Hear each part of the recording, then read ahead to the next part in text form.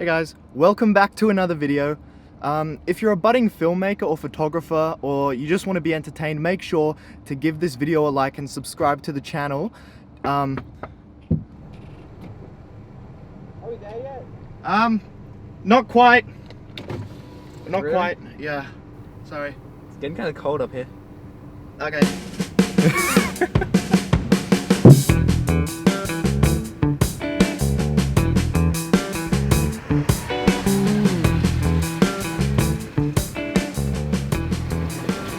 Today, we're talking about this.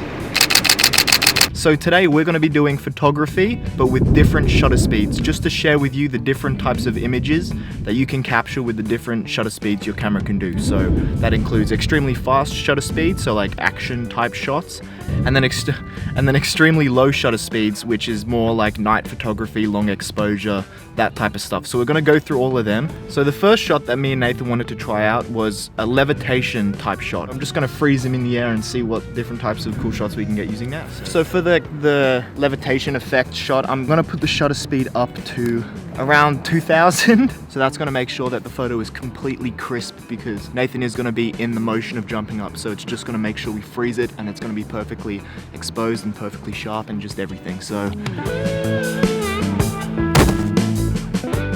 we just got this really gnarly one of Nathan like walking in the air. How would you describe this? I don't even know. Like you know that painting where they're like touching fingers? Oh yeah.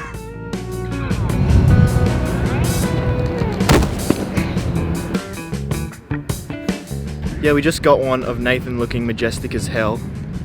Ain't that right? It's heaven, actually. Majestic as heaven, yeah. Looking like a soaring eagle just in the air. I have an idea. Because there's a little path here. So I could literally like hide in there and find a spot where, you know, there's like leaves in the shot, but I can shoot through. So kind of like I'm spying on you, and you could be in the fucking air just floating. Shoot through the grass and through the leaves and then get Nathan, who's also in a green shirt. Yeah, oh my god, it looks so cool. Just like that. Bruh. Ah! My hair is like... Yeah. It looks cool though. Mm. That's a keeper. That's great. That's mad. Your hair. Huh. It looks like you've got curls and they're like, Fish. Yeah. I think that's photo of the day so far. That's awesome. Hey guys. Welcome back to Kyffin's channel. So we've just finished the levitation photography. Nathan's still alive, thank God. But now we're moving on to the next technique, which is still a fast shutter speed technique. You might have seen it on Instagram. This guy called Geordie, he sort of made this technique mainstream. And what we need is like a glass pane, and then you throw stuff towards the camera at the glass pane, and you have the camera behind it, and it results in some really sick, nice like leading line type shots. Yeah, so we're gonna try and recreate some of them, but we're gonna do one that I haven't seen before, and it includes fire. We're gonna use like deodorant can, boom, turn it into a flamethrower, and we're gonna throw it at the camera. Kind of. Really cool. So we're just heading back to mine now so we can set that up and get it going. So first thing we're gonna do, gonna grab a picture frame, get the acrylic glass front off of it, and hopefully it doesn't shatter or melt when it gets pelted with fire. We're gonna do the water one first, just in case it shatters or melts. Yes. We've got our DIY rig right here, which is literally like a glass pane with a bunch of pegs on there so we can stand it up. And we've got a cup of water, which Nathan's been drinking out of. Which, okay.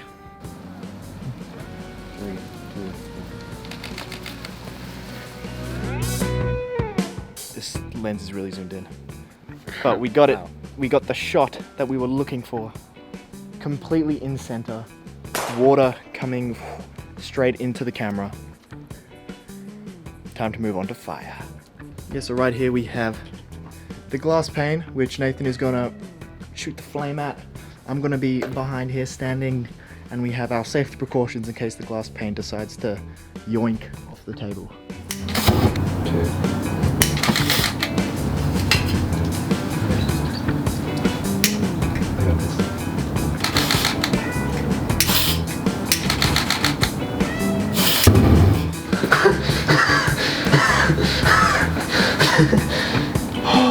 You good? Well, we got a shot. Yeah, you could see the lighter still on as the flame came off, so it would have been like a millisecond after it hit it, because the flame was still going. Yo.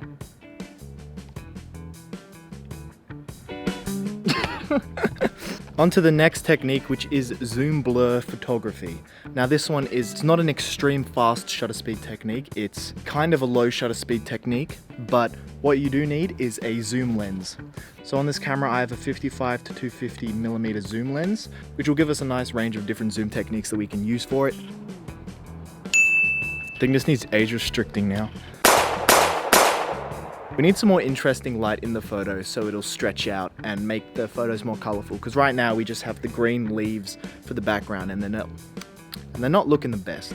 I'm gonna do this again at nighttime and hopefully we can get some better light then, so see you then. Hey guys, it's nighttime now and I'm hoping this light will be a lot better to get this zoom blur photography going.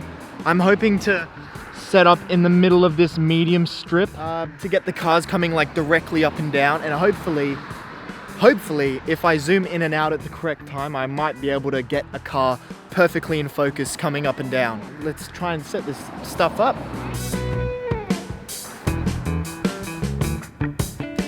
So I've got the shutter speed set to 1 second and this is the type of stuff we're getting. As the car comes past, I'm trying to get it perfectly in focus as it comes past, and it's really hard. Okay, there's a bus coming. Hopefully this should be good. No, no, no, no, no, no.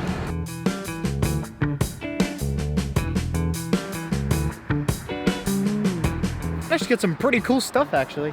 Like with all the lights stretching, like leading lines from like the front of the screen to the back, it looks really nice. So there's just one more technique that I want to try out for this video, and that is the pan blur technique. It's very similar to the zoom blur technique, but instead of zooming with a zoom lens, you're literally just panning the camera. Again, hopefully we'll catch a vehicle perfectly in view and all the background will just be a blurred line. I'm expecting this to be very difficult.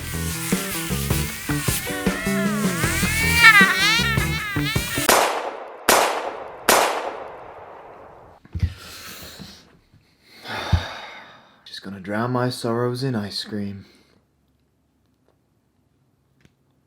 I'm very disappointed with how those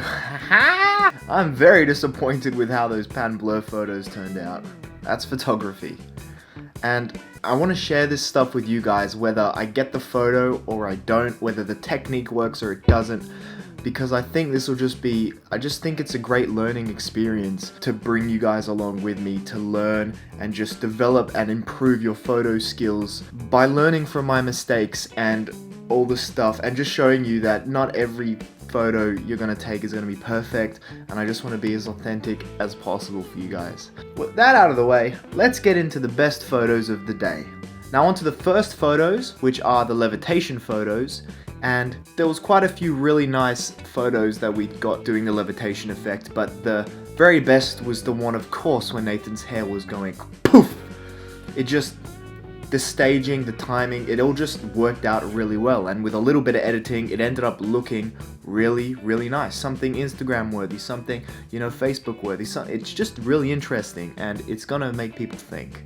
The next technique, which was the glass pane water / fire type photography that we did. It took a while, but we eventually got the perfect timed photo of the water, with the water going directly into the camera from underneath. I would have preferred if it was a little more in focus, but you know, for the most part it's an interesting photo. So the fire photography, and I was actually quite disappointed with how these photos turned out, because I expected them to be like huge fireballs going like towards the camera, and it would reflect off Nathan's sunglasses and it would look really unique, but it didn't end up looking like that. The flame just looked like some orange smoke in front of Nathan. There was like barely any reflection on his sunnies. The colors weren't as good as I thought they would be. With a little bit of editing, you could sort of bring that out a little bit, you know, save the photo. But for the most part, I wasn't too fussed on these photos. They didn't turn out at all how I thought they would.